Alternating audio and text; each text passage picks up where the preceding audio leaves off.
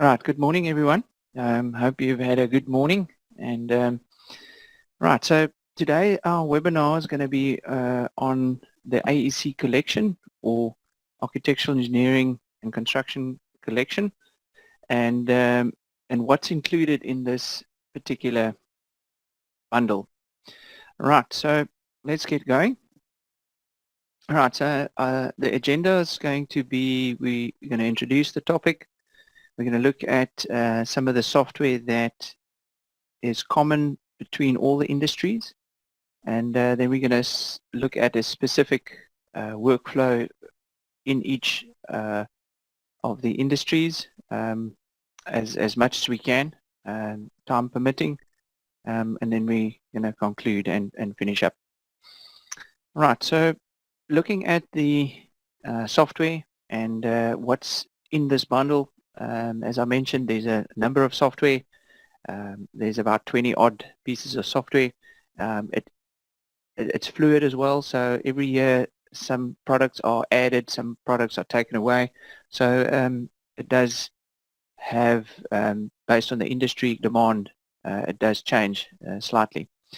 There are a lot of software that are specific to specific industries, and then there's lots of software that can be used as a general tool throughout. All right, so just looking at these general softwares, AutoCAD and Revit stands out. They basically, industry standards, and AutoCAD is basically for 2D drafting mainly, where you create your layouts, your plans, sections, elevations throughout the industries. It can range from 2D and 3D drawings, but mostly if you're looking at 3D, you'll want to go through to a software called Revit. Revit is more newer technology, so there's lots of legacy AutoCAD versions like AutoCAD Architecture, AutoCAD MEP, and that sort of thing, and these softwares aren't used often.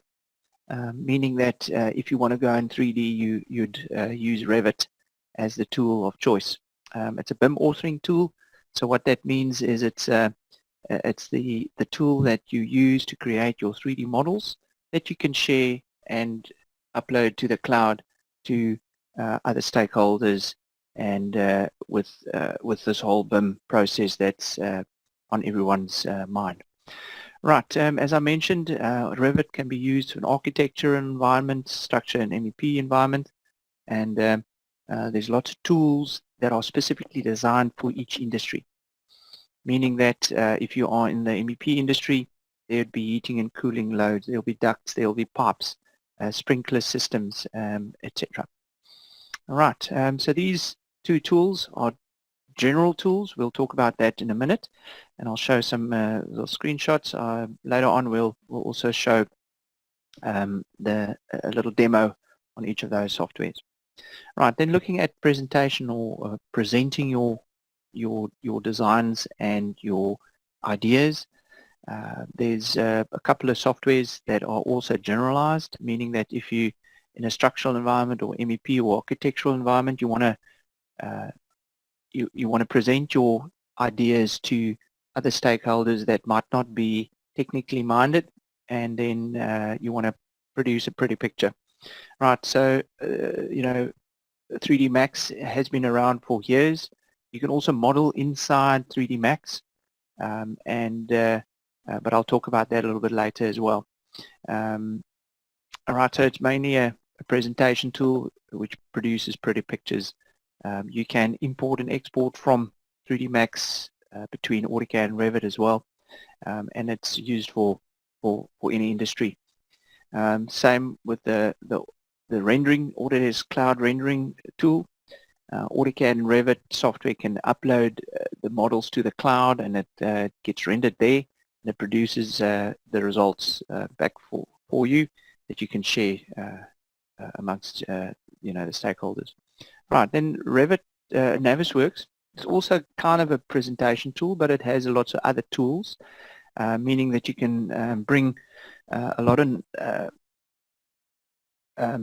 software pieces of software together, and you can do clash detection, you can check selections, you can do takeoffs, you can add time to each component, meaning that you can generate from a Microsoft project a Gantt chart, and you can link these 3D models to this time-based system, and you can plan your building and the building construction in that manner.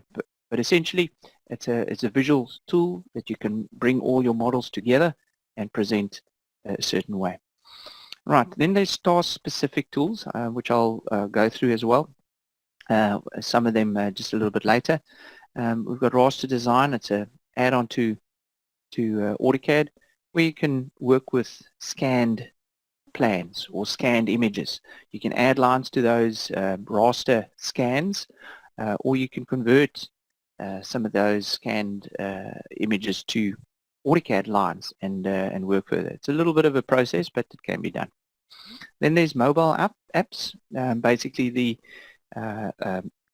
your devices, your tablets and phones, you can actually install AutoCAD on there, and that can specifically be used on site to view and to redline certain things in the construction process. Right, then there's a Autodesk Drive. Basically, that's kind of like a depository on the cloud where you can upload files to and share with others by sending them a download link. All right, it's very basic at this point. It's just there's other tools to share information to, and specifically Autodesk Docs, which is at the bottom there. That's more for sharing your models, your Revit models and such, to this CDE or Common Data Environment to share to other people. The Autodesk Drive is a very basic tool. It's basically there to upload files that you can access via the mobile app, etc. All right, there's also a tool called Recap Pro. It's basically there to create as-built environments, be it in the architectural environment or the MEP environment where you've got ducts and you want to, in a warehouse, and you want to, look at where those ducts are. Instead of measuring up, you can use a certain laser scan tool that will scan the inside of that building, and that point cloud can then be processed and imported into your CAD software like AutoCAD or Revit, and then you can work around that and create and plan new and alterations. All right, so just looking at specific some of these softwares. AutoCAD, everybody knows, it's inside this bundle, and it can be used for many different softwares and industries. You also can look at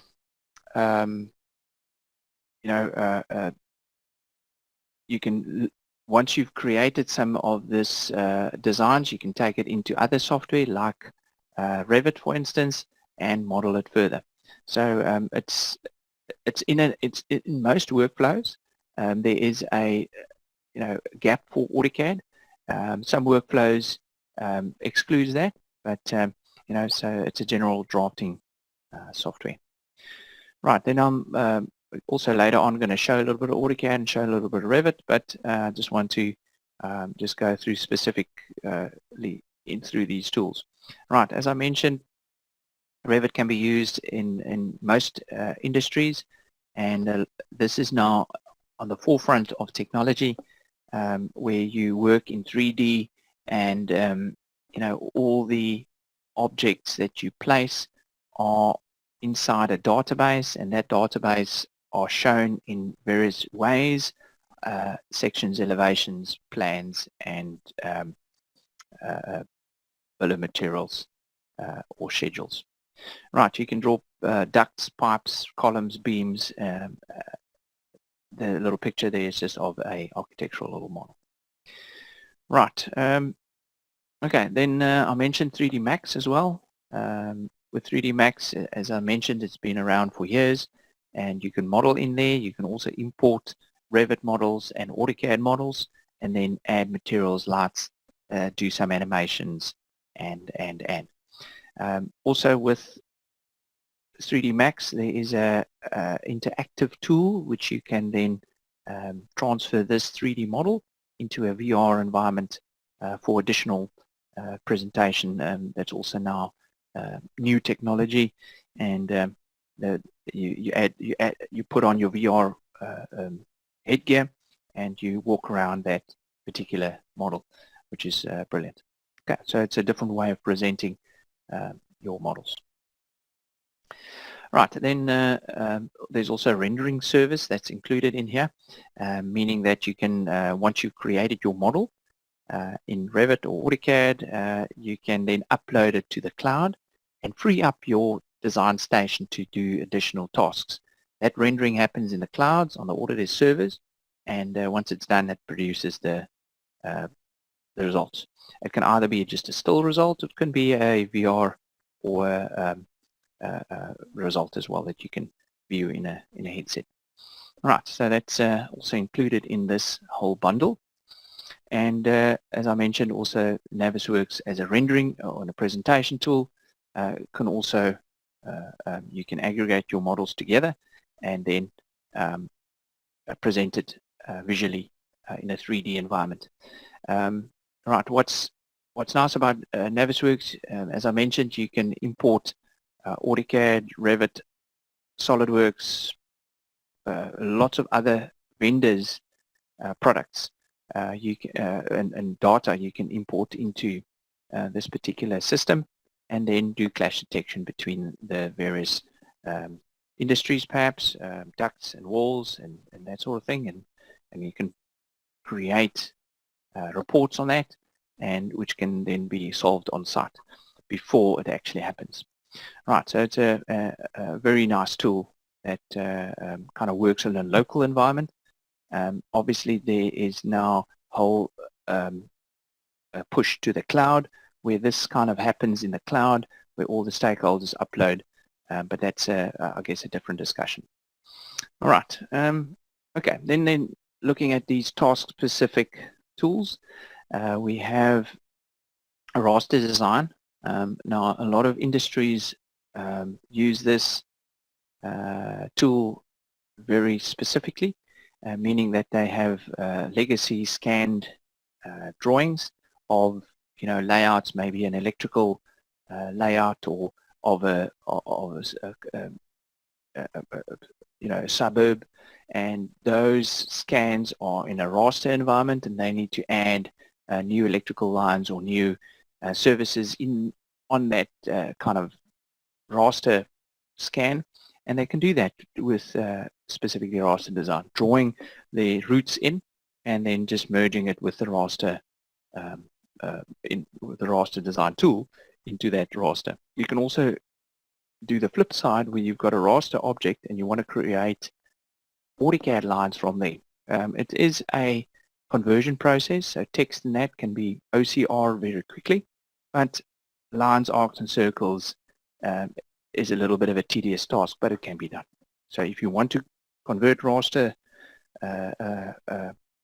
drawings into AutoCAD lines or vector lines, it can be done with this particular tool. Right, I also talked about the mobile devices and that AutoCAD can be loaded on there for viewing and redlining if you're on site or you are mobile, between offices or between site and wherever. Right, it works a little bit different, the interface, than the PC-based or the laptop or Windows-based environment, but still the essential tools are there: line, copy, etc. Right, with Recap Pro, I did also mention it's essentially there to create the built environment or the existing environment through the use of either photos or a point cloud. With photos you can take from a cell phone, creates these 3D models essentially.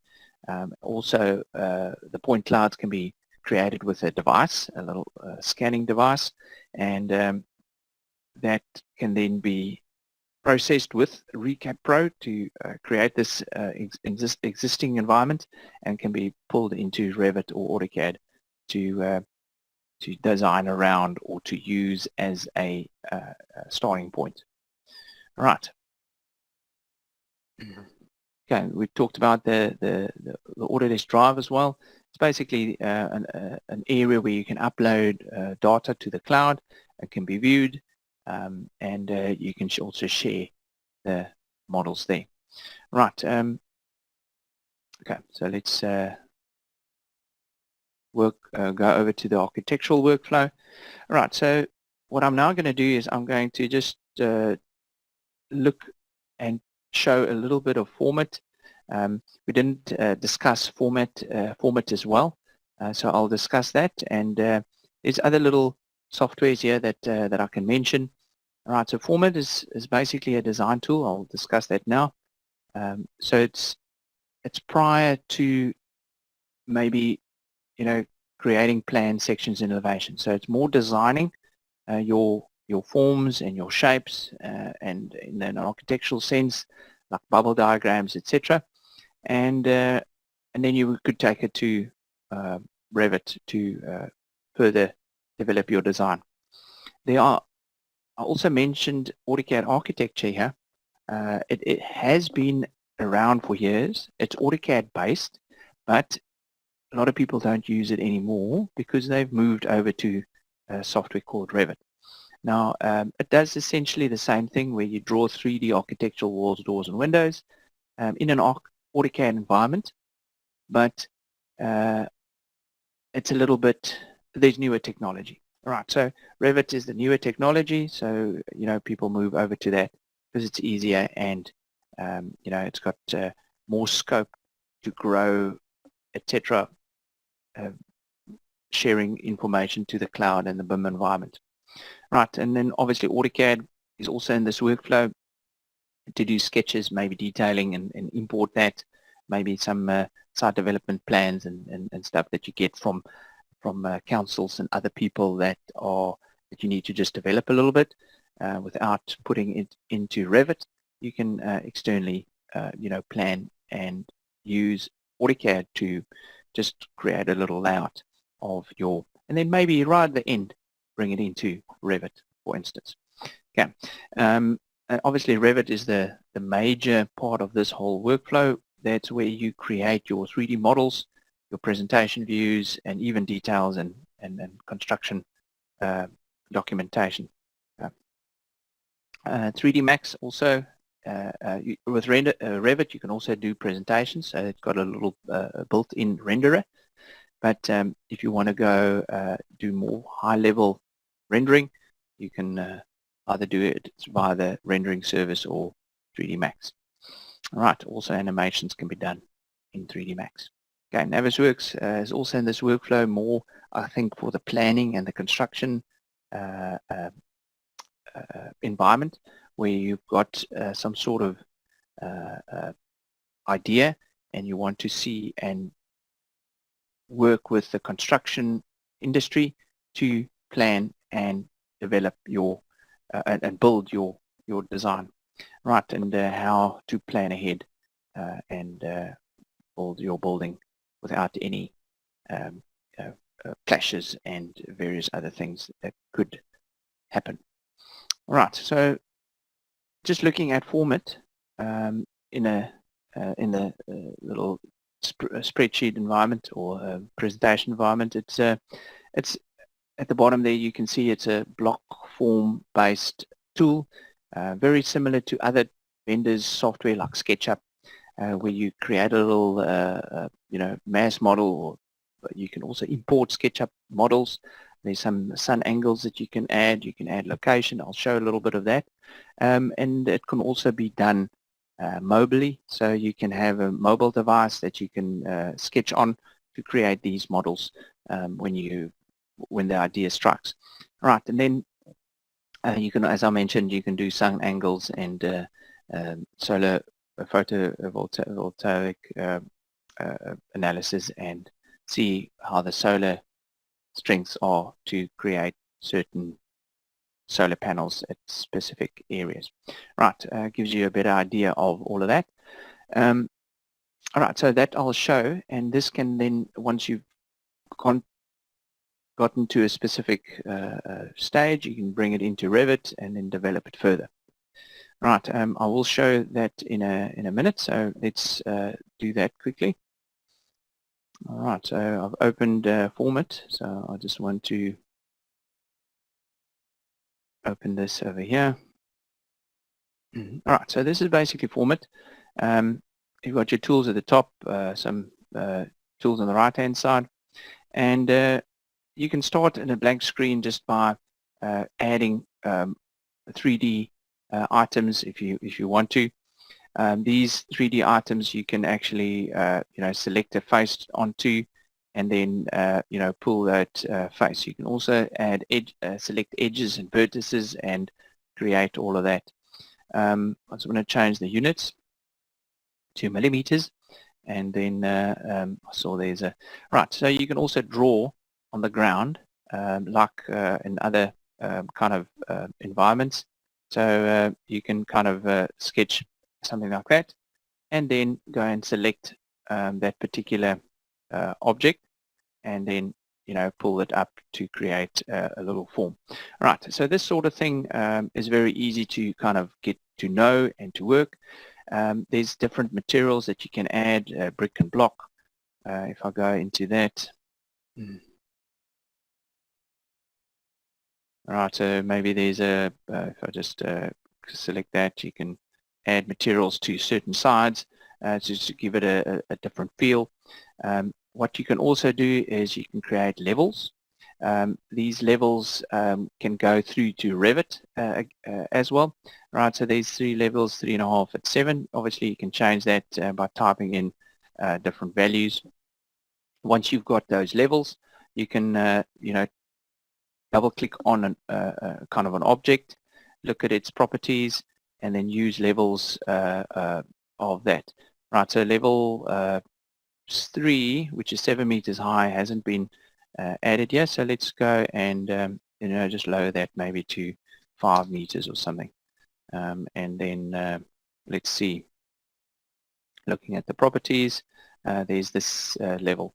Right. So what that allows is once you go into the properties of this object, it allows you to see square meterages at those levels. So you can very quickly plan ahead to see budget, if you're above budget or below budget based on the square meterage of that particular level of that building, for instance. All right, so very quickly you can add levels and then cut those levels in those in that particular properties of the object. All right. You can also add components. These components are basically kind of it's actually Revit components that have been converted into specific forms in Format. Revit and Format works very nicely together, and the idea is that it forms like a little planning idea. Now, together with the planning, you can also look at a little bit of sun angles, but before the sun angles, you need to just position this particular item. So I'll just use the location over here. There's also another little location button, and I'll just kind of pick, I'll just say, import, right, so I'll just import that. I can go a little bit out. Obviously, I can add a address in, and it'll specifically be at that particular address. I can move this around. Maybe there's maybe there's a little open site there that I can build my building on, and I'll say finish importing. All right, so what's it done is it's now created that particular area in Cape Town around this idea. There's also ability to, if I go to the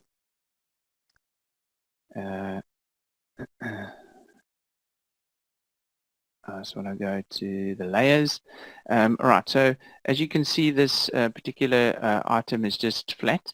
If I, add the terrain and that sort of thing,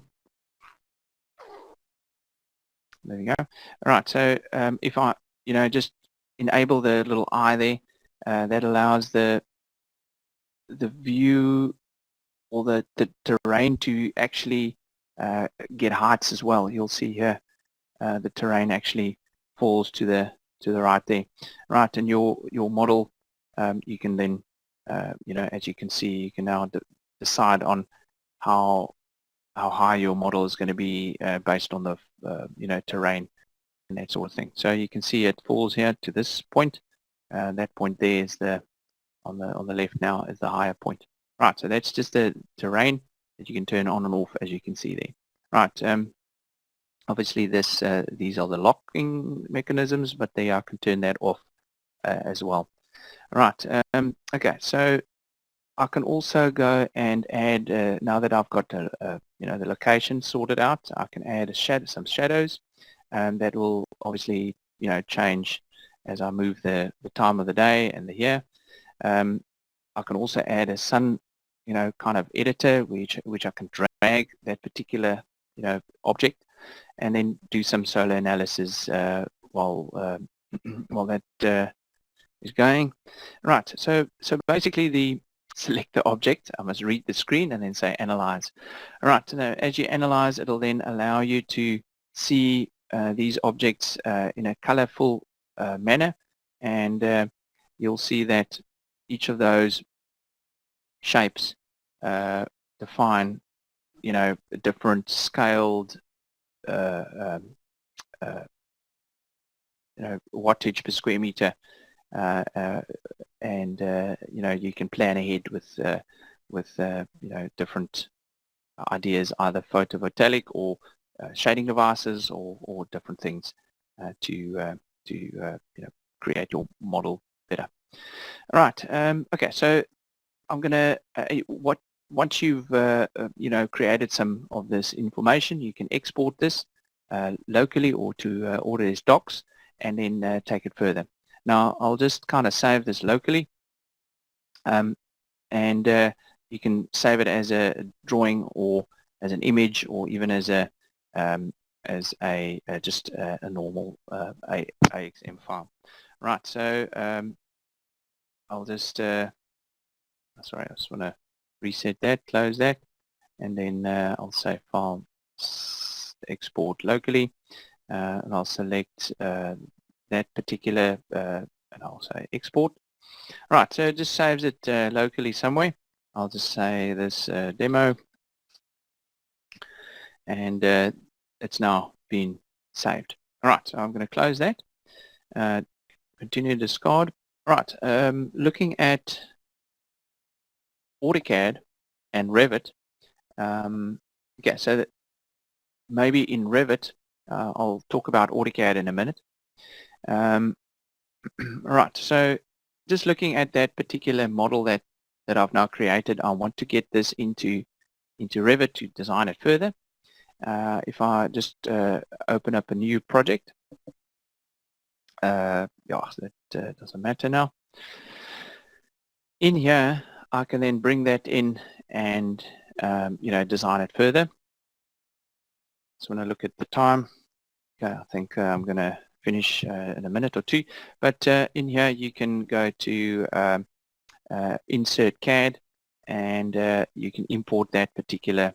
If I look at the format files and I go to the desktop, you can bring that in very quickly. All right, so there's the demo. You can also import the levels that has been created earlier, and there's your kind of idea. All right, I'm gonna, if you want to edit this, these objects again, you can actually select them.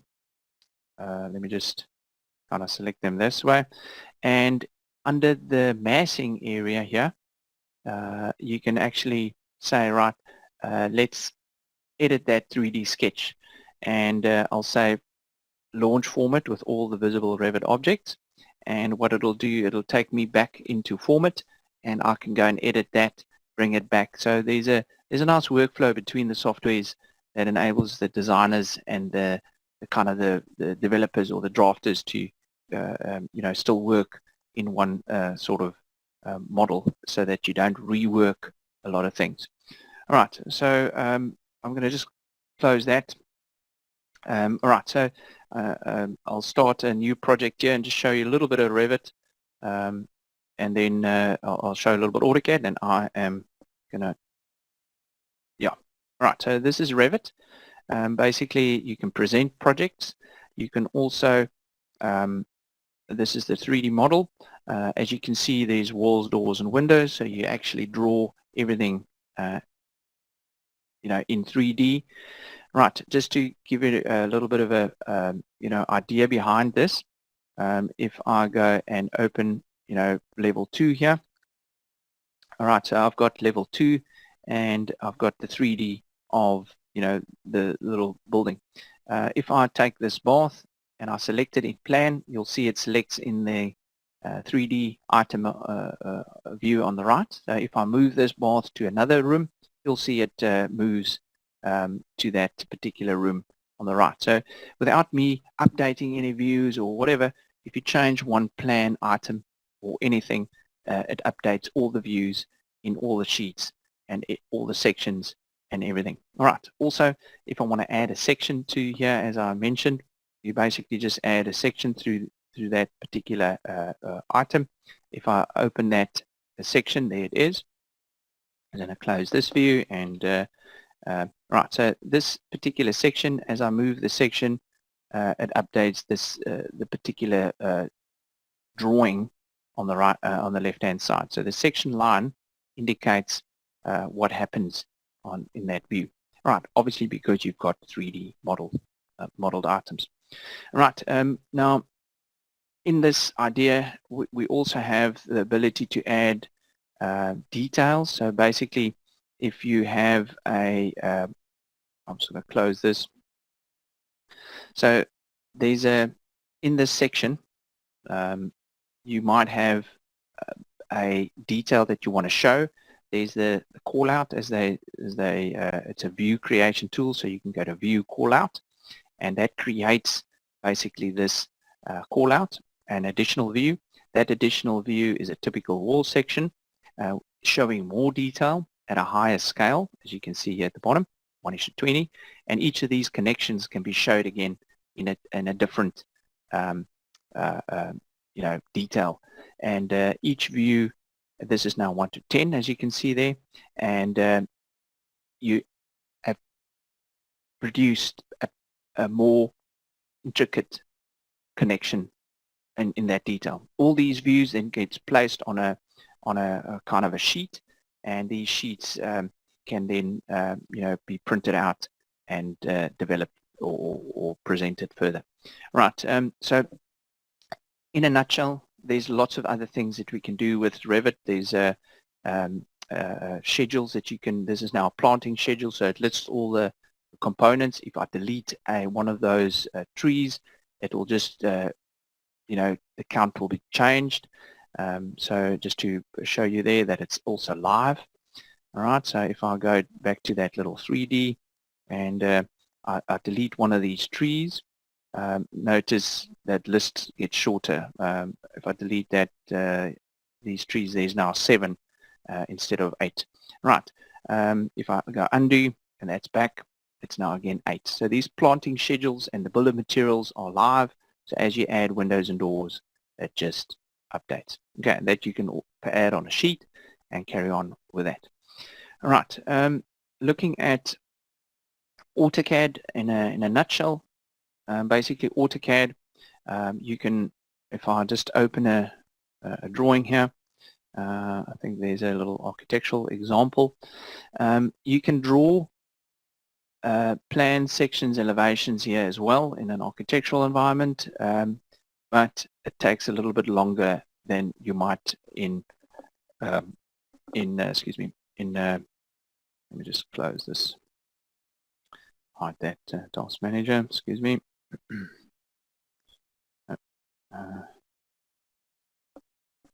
Okay, it's a little goodie here that's popped up. All right, okay, so if I go to this particular plan, you'll see there's a site plan and there's a plan, but if I now move a wall or a bath or something in here, maybe this fireplace, you'll see in the section there's the fireplace as well.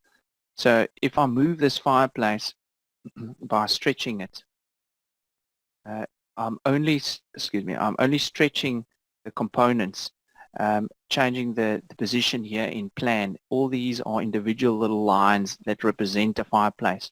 That fireplace hasn't changed position over here because all these little lines are its own little piece of, it's just a line that I see is a fireplace. So it's just lines, arcs and circles, and together it makes a certain object. Whereas in Revit, it is the bath or it is the fireplace that you add. Right, and you can also, in that sense, in Revit, do your bill of materials much easier. Yeah, I must physically count all the doors and do a little door schedule or whatever. If the door gets removed or a window gets removed, I must physically go and update my schedule. Not 8 doors, but now 7. Right, so this is all, but as I mentioned, you can work in AutoCAD, but it's slower. If you do any change in the plan, the elevations and the sections must manually be drawn. Like on a drawing board, it must be updated. All right, all of these views again gets placed on a sheet and using viewports, and it carries a certain scale and it can be printed out. Okay, so there's a gap for AutoCAD, but it's very manual, and it's specifically older 2D technology that you would use. However, it can be used in all the industries. I'm finished with the architectural workflow, so I'm going to hand over to Paul, my colleague, to just look at the structural, civil, and MEP workflow, time permitting. All right, so welcome, Paul. I'm going to hand over to you. Well, thank you back, everybody. To my colleague Charles also for explaining the architectural workflows within the AEC collection. It's a great collection. What we're going to do in not too long a time is go through some of the rest, specifically the structural workflow, the MEP workflow, and the civil workflow. So with regards to the structural workflow, there are 3 basic platforms that are involved: Revit, Robot, and Advanced Steel. And then lastly, also notice that Dynamo can be used to automate in all 3 of the above packages. So amongst the engineers, there are often guys that can automate, and there might be some scope on the larger projects to do that. Essentially, Revit is used to set up a matchstick model. So it would be like you're at a bridge building competition and you're using your matchsticks or ice lolly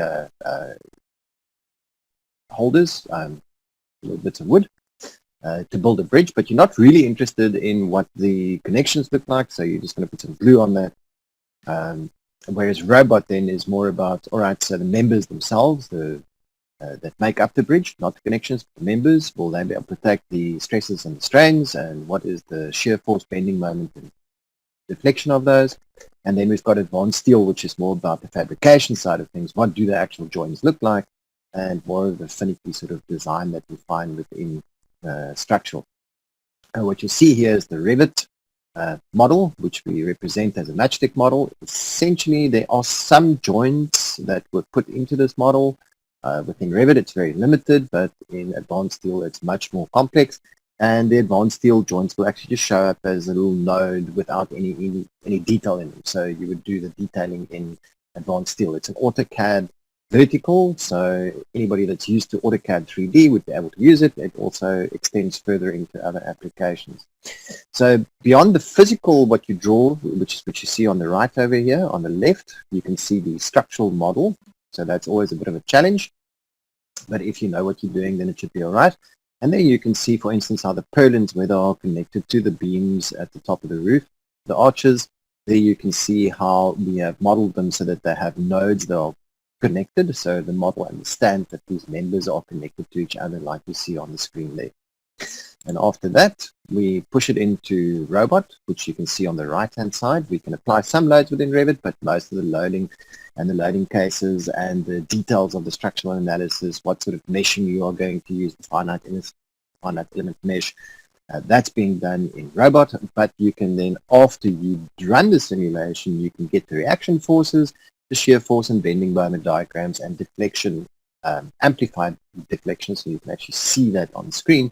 Of course, these members don't deflect all that much, and you can then see that within Revit. So a lot of guys are confused when they start using Revit. They say, oh, but what is the reaction force? And the answer is you won't know until you simulate that in Revit, and you get a solution, and you then update the model in Revit. Then you will have the structural information from the analysis available on your members to see what is the XYZ reaction force and the bending moments at the points of connection. So that's Robot. Advanced Steel, this is then what that looks like, and you can see there's a lot more structural detailing that's going on here, the manufacturing of stairs and roofs and specialized components. There's an interaction between Advanced Steel and Plant 3D as well, so we've got factories, you can do that. And you can even start modeling anything within Advanced Steel and Robot and then bring it into Revit. So all of these packages work together. You can bring the models back and forth. It's like they call it bidirectional associativity, although I would rather say it's, you know, those three packages, they work together and you can bring them in and out. So the section name key, that's an important thing. So when you do use these members, they like to be mapped from one program onto the other, and you'll see that on your Revit library, there's a very specific library that you can download from the Autodesk content, and they all share something that's called the section name key, and that defines what this element is, and you can typically buy that from a South African steel manufacturer. So if you're looking for more information on the Revit workflow, you can go online. You'll see that there's a lot of information that Autodesk has included, and I'll just refer to these shortly because I don't think there's enough time to show everything, although I can relate some of the experience I've had modeling with different packages. And when it comes to the structural features, you can find them here and read a little bit more about them, and you can find some videos as well as other information that might be of interest to you. So specifically, we've got physical and the analytical model. Those are the two different elements that I showed you. The reinforcement detailing, so Revit is also used in most projects to design rebar with and get it out of schedule for the bending schedule. Structural steel modeling, bidirectional linking with the analysis, so we get the results back. Dynamo for structural engineering. You can automate the generation of structures using Dynamo, some interesting mathematical shapes. If you think about a building like a Zaha Hadid building or something like that, if you do have the equation, then you can start modeling some members for that, and then you can automate the structural analysis of that as well. And then you can also link that in with steel fabrication, which is where we would take that into Advanced Steel for the manufacturing. Then with Robot, you'll see that there's some integrated workflows. Again, there's a website that you can go to.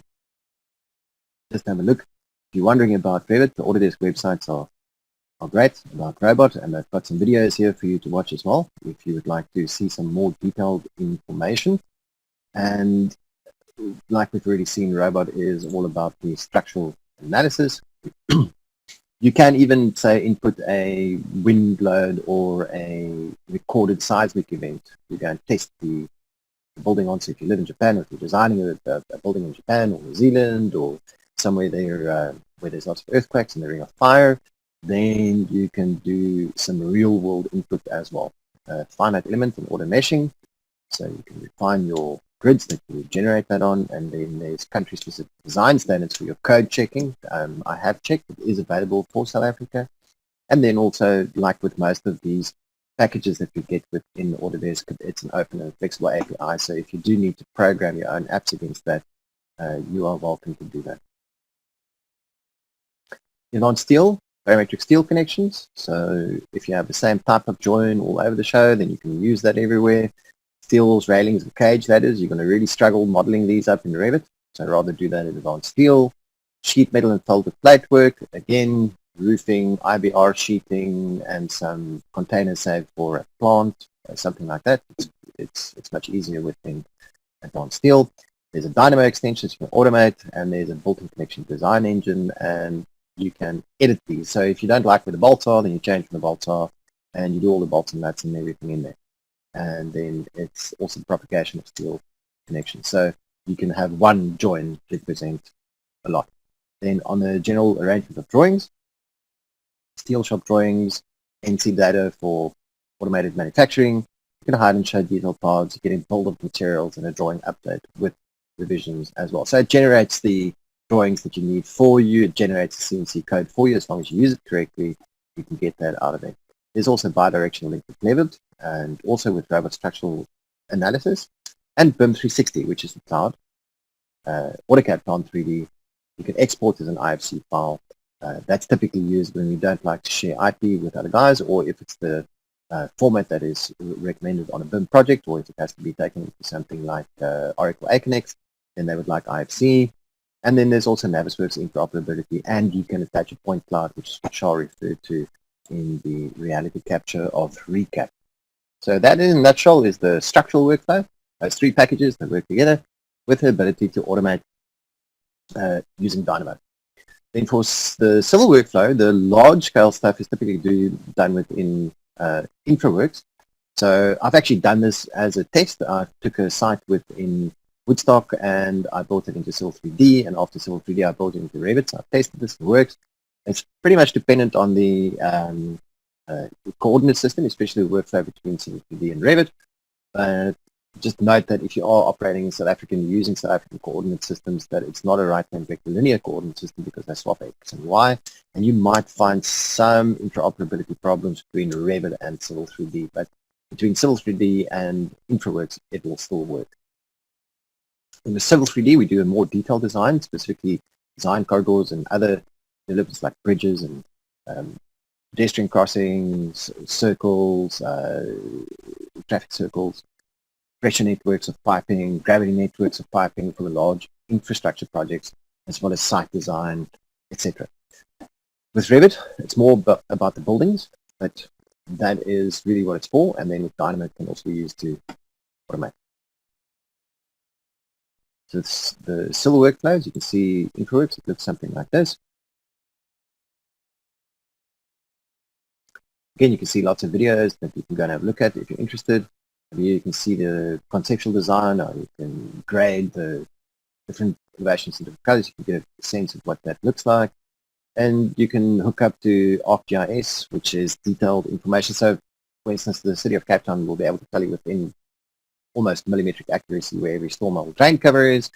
And you can do road rehabilitation. You can do a lot of stuff with mining and quantities, and there's an enormous amount of traffic simulation and more that you can do with InfraWorks, a really powerful package. And also it uses cloud computing to do simulations for flooding, etc. So very powerful and there for you to use. They've got theme standards for the conceptual design, cross-section views, component codes, roadside going, and roundabout design and component-based bridge design. So when they talk about component codes and component-based bridge design, really what they mean is you can take those components designed within InfraWorks into Civil 3D. Within context modeling, you can connect to the ArcGIS to basically bring any information from the console into your project, generate features from point clouds, use the reality capture, used to generate, say, topography. The vegetation might be a problem, but I suspect that using a different kind of frequency to scan, like ground penetrating radar or something like that, you'll be able to exclude the vegetation from the scan as well. Typically, the mining companies are most geared towards that.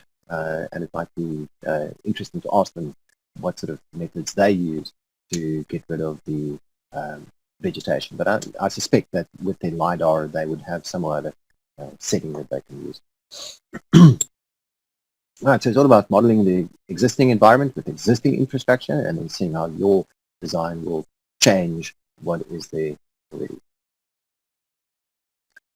So there's flood simulation, traffic simulation, mobility simulation, something like the people within an airport, 2D distance and slope, material quantities and bridge and line grid analysis, and then on visualization we've got photorealistic visuals and storyboarding and animation. So interestingly enough, the aggregation of models within the civil workspace is done within InfraWorks and not typically within Navisworks, like within the architectural industry. It can handle some bigger things, and it really is a choice for you which one you want to use and which one you're comfortable with.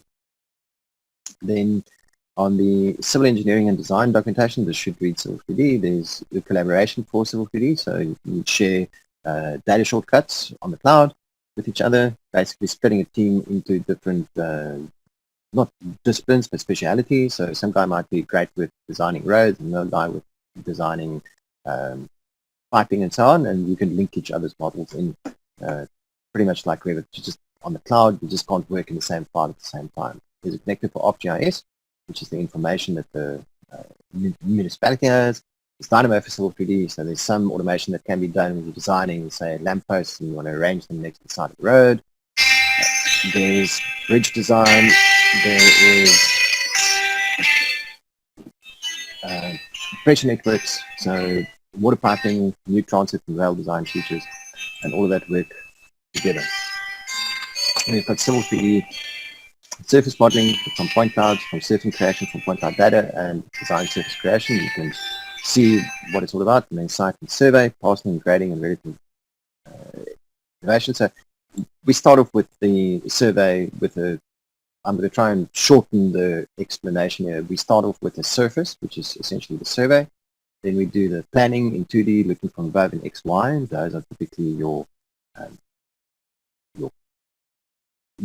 how you design a road to travel, and then you've got the profiles, and after that we shoot corridors along the development corridors, and then bolted onto that is the storm and sanitary analysis, which basically says, all right, so we've got this piping network now. Will the pipes be surcharged? Can it handle flooding events, 50-year flooding events? And again, you can manipulate the files on which that is based so that you can have the information within your specific area that you need to work with. And then there's also the sheet generation. So on a large development, that's quite important, so that you can have a road, it's got turns, it's traveling in different directions. So how do you show that? And then also with interoperability, the corridor data, 3ds Max interoperability, so you can render that in 3ds Max as well, and IFC import and export. And that's the Revit side. Really, that's more about just if you're doing architectural, structural, or MEP engineering, and you're modeling that within Revit, you can bring that also typically into InfraWorks, or as a 3D DWG export into Civil 3D. Within InfraWorks, it works in Revit model. So that's actually their workflow. And then lastly, with MEP, on the schedule over here, we've got MEP engineering and fabrication. We do HVAC design and documentation, heat and cooling loads analysis based on the climate, as well as the thermal properties of the materials within Revit. There's electrical design and documentation. These things work in systems, so you'll be able to work through transformers and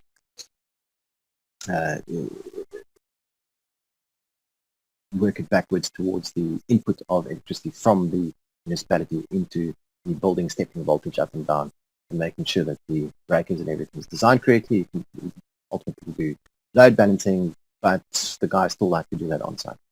Then there's plumbing design and documentation, rainwater and sewage, brown water, grey water, whatever it is that you need to do with design and documentation. There's fabrication detailing, so we can, even with some other, it's not part of the AEC collection, but there are some Autodesk software that we can map the parts that we use to design the plumbing directly onto the machines and spool them. There's some great shortcut. You cut out the middleman basically, and you design with the fabrication parts, and then all that's really necessary is for the fabricator to fabricate that and drop it on site when required.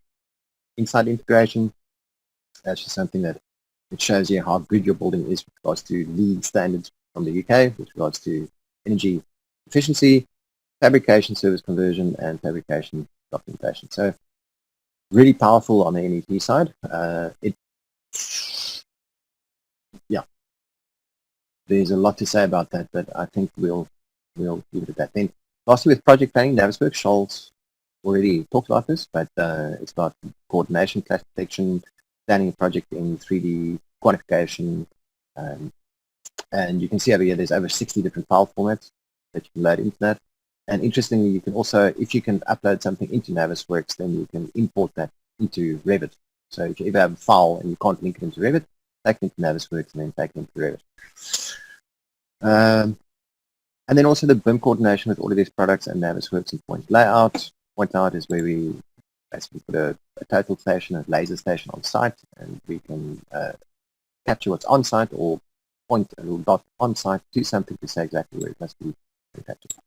And then this model, we do aggregate data into a single model. That's what Navisworks is brilliant with. It changes it into a rasterized model. And it's easy to take a very huge project and then to navigate that in Navisworks, where you wouldn't be able to do that in Revit. And then there's whole team project review, publish and share end-of-lead and end-of-lead files, measurement tools, redline tools. So that's really where the project planning comes in. Quantification you can do, model simulation as well, 5D project scheduling, including time and cost. We've got a little Gantt chart there that we can base the project of. Typically it's dependent on the BIM standards that we use, but we can map that onto Navisworks and use that. And then there's also a bit of cloud rendering views, real-time navigation. Some people prefer to render the project in Navisworks. And then lastly, there's Dynamo Studio, where it's automation. It's if the scope of the project allows for it, then you can operate Dynamo on Revit, still 3D, Robot Structural Analysis, Format Pro, Advanced Tool, Alias, and Dynamo Sandbox. So Dynamo is a way of asking questions or automating things on the production line. And then beyond this, if you are interested in multivariable optimization, you can have a look at something called Refinery, and in Refinery we take that further. So unless there's any questions, then we'll conclude this. And if you need any further information, please contact us here at Micrographics. And we are also in Johannesburg, Cape Town, Port Elizabeth, and Durban. If you need any further information on the AEC collection, it's a wonderful collection, and hopefully you also enjoy using that. So that's Charles and I bid you a great weekend, and hope to hear from you soon.